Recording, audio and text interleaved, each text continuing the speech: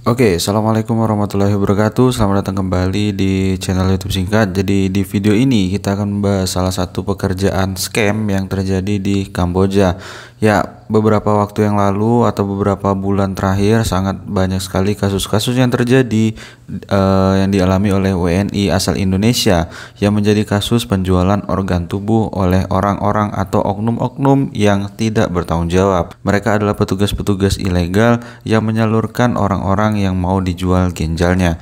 Nah, dari kasus penjualan ginjal ini ternyata mayoritas yang paling banyak di Asia Tenggara itu adalah warga negara Indonesia. Kenapa hal ini bisa terjadi? Banyak sekali faktor. Salah satunya adalah kekurangan lowongan pekerjaan yang ada di Indonesia. Ya, Indonesia dikenal dengan penduduk yang paling banyak juga, salah satunya di dunia, sekitar 280 juta jiwa. Nah, Indonesia itu sebenarnya nggak miskin-miskin amat. Banyak kok sumber daya alam yang bisa dimanfaatkan, hanya saja banyak oknum-oknum yang lebih memilih untuk melakukan korupsi. Salah satunya adalah PT Pertamina. Ya, karena kasus korupsi yang tinggi sehingga pembukaan lapangan kerja itu sangat susah atau sangat minim. Sebanyak apapun lapangan pekerjaan yang dibuka itu tidak akan cukup untuk menampung jumlah rakyat Indonesia yang cukup besar, dan juga kurangnya pendidikan yang tersalurkan hingga ke pelosok-pelosok negeri yang ada di Indonesia. Banyak mayoritas sekolah-sekolah yang berada di pinggiran atau di pelosok-pelosok negeri itu tidak memiliki kualitas pendidikan yang baik. Jadi tidak tersalurkanlah informasi. Contoh pembelajaran ekonomi hanya menghitung jumlah uang dikali sekian, tidak memberikan pembelajaran bagaimana caranya manusia itu menghasilkan uang dengan cara baik yang benar. Nah, kita simak dulu. Ini ada sebuah cerita yang dialami atau sebuah kasus yang dialami oleh salah satu anggota WNI yang bernama Riko. Kita simak dulu dari akunnya Army Sir 7. Sudah update kasus anak tebing tinggi jadi korban human trafficking di Kamboja? Ini ceritanya, mari kita bahas. Jadi kisah pilu berujung petaka terjadi dengan salah satu warga Sumatera Utara asal tebing tinggi yang tinggal di lingkungan 1 Kelurahan Tanjung Marulak Hilir atas nama Riko Alfirian Nasution yang berniat berangkat ke Kamboja untuk bekerja. Menurut keterangan dari ibunya Riko atas nama Haryani bahwa Riko ini berangkat ke Kamboja pada bulan Agustus 2024 bersama 2 temannya. Akan tetapi beda tempat kerja ya, yang ditawari oleh agen pencari kerja yang tidak tahu asal-usulnya dari mana dan menawarkan pekerjaan dengan gaji tinggi. Kemudian saat Riko sudah di Kamboja, menurut informasi dari temannya, Riko ini sempat pindah kerja beberapa kali sebelum sakit. Berdasarkan informasi dari temannya itu juga, yang sudah pernah menghubungi ibunya, bahwa Riko ini terakhir kerja di Crown Casino Kamboja ya. Akan tetapi tidak detail Riko ini kerjanya apa di sana. Kemudian saat berhubungan dengan ibunya pada tanggal 1 Desember 2024 itu, temannya membantu Riko untuk komunikasi dengan ibunya lewat video call. Kenapa dibantu? Karena memang kondisi Riko ini sudah sangat tidak sehat ya, kondisi fisiknya, kakinya bengkak, badannya kurus, ngomong pun tidak maksimal atau tidak seperti biasanya. Saat merespon ibunya pun hanya angguk-angguk tak berdaya. Kemudian sebelum video call itu, sebenarnya Riko pernah menghubungi ibunya agar menebus Riko agar bisa pulang, akan tetapi harus menebus dengan sejumlah uang. Karena sepertinya Riko ini jadi korban human trafficking loh. Akan tetapi karena keluarga tidak memiliki uang, ibunya menolak. Meski Riko sempat meminta ibunya untuk menjual rumah mereka agar dapat menebus dia dan bisa pulang ke tebing tinggi. Sungguh miris ya. Dan satu info penting nih yang bisa kita analisa. Abangnya Roni menyampaikan bahwa Riko juga sempat dirawat di rumah sakit Poipet Referral Hospital di Kamboja untuk melakukan cuci darah. Bayangin, dia sakit tapi tiba-tiba ini sakit dibawa ke rumah sakit cuci darah.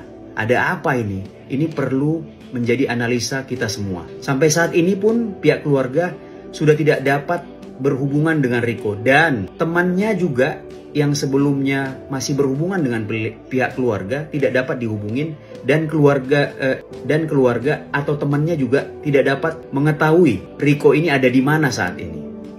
Akan tetapi, seminggu lalu pihak keluarga ini mendapat kabar buruk. Pihak keluarga ditelepon oleh pihak yang mengaku imigrasi Kamboja dan menyampaikan kabar bahwa Riko ini sudah meninggal. Dan jika ingin jenazahnya dikirim ke Indonesia harus mengirimkan sejumlah uang yang tidak sedikit. Akan tetapi karena keluarganya kurang mampu, akhirnya pasrah dan hanya menyampaikan permohonan permintaan agar pihak yang mengaku imigrasi Kamboja itu mengirimkan foto jenazah dari Riko. Akan tetapi pihak yang mengaku imigrasi Kamboja ini belum mengirimkan permintaan tersebut dan sampai saat ini tidak lagi mencoba atau tidak lagi menghubungi pihak keluarga. Jadi aneh ya, sepertinya ini juga scam atau hoax juga beritanya. Kemudian jika kita melihat foto Riko yang dikirim keluarganya, ada sedikit hal yang mengkhawatirkan. Coba lihat kondisi badannya. Kakinya yang bengkak, seperti ada kendala organ di dalam tubuhnya. Khawatir juga nih kita, dia jadi korban perdagangan organ di Kamboja. Karena kita tahu di Kamboja pernah ada kasus perdagangan organ dalam ya. Apalagi abangnya Riko, Roni, pernah menyampaikan bahwa Riko ini pernah dirawat di rumah sakit Kamboja untuk cuci darah. Lalu apa yang bisa kita lakukan terkait Riko? Kita hanya bisa mendoakan jika memang Riko sudah meninggal agar diterima di sisi Tuhan Yang Maha Kuasa. Tapi ini kan faktanya belum ada ya. Jadi jika Riko masih hidup, kita juga memohon kepada otoritas terkait seperti pihak Kedutaan Besar Indonesia di Kamboja selaku perwakilan negara Indonesia dan juga orang-orang Indonesia atau teman-teman warga negara Indonesia yang bekerja di Kamboja agar sudi kiranya meluangkan waktunya untuk mencari informasi terkait Riko ini agar Riko ini dapat ditolong dan diselamatkan. Kemudian dari peristiwa Riko ini, masyarakat juga harus paham dan jangan lagi terbuai yang namanya pekerjaan scam atau iming-iming kerja di luar negeri dengan gaji tinggi. Nggak masuk akal.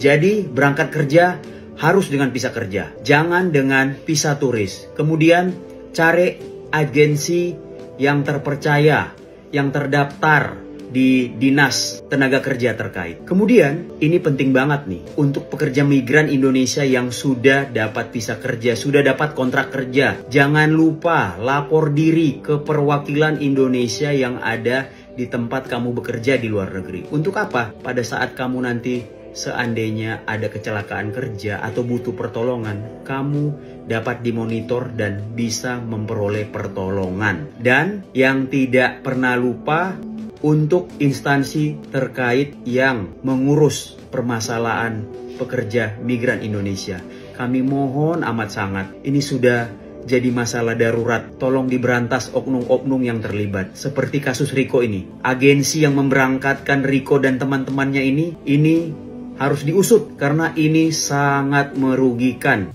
Ya, jadi intinya jangan mudah tergiur dengan iming-iming gaji besar bekerja di luar negeri. Kalaupun ada, itu harus dicek, dicari validasinya juga. Dicari sana-sini, dipertanyakan, bila perlu dicek di media sosialnya, internet, bisa dicek legalitas atau tidaknya. Kemudian kalaupun memang ditawarkan berangkat, itu harus dengan visa resmi dan pekerja atau petugas imigran yang resmi. Jangan melalui oknum-oknum yang tidak kita ketahui. Karena ini bisa berbahaya bukan hanya untuk kita sendiri, tapi keluarga kita juga mendapatkan kesusahan karena harus menebus hal-hal yang sebenarnya tidak perlu gitu kan. Bisa jadi ini adalah scam ataupun hoax. Awalnya kita di-scam, kemudian diminta pertanggungjawaban untuk mengirimkan uang untuk menebus orang atau menebus kitanya tadi. Namun kalau tidak ditebus, kita akan diambil organ tubuhnya. Nah, kasihanlah teman-teman kita yang sudah berada di luar negeri. Mari kita sama-sama doakan agar kalaupun mereka meninggal, ya kita doakan semoga amal ibadahnya diterima. Dan kalaupun masih bisa dibawa pulang ke Indonesia, semoga bisa dibawa pulang dengan selamat dalam keadaan sehat walafiat.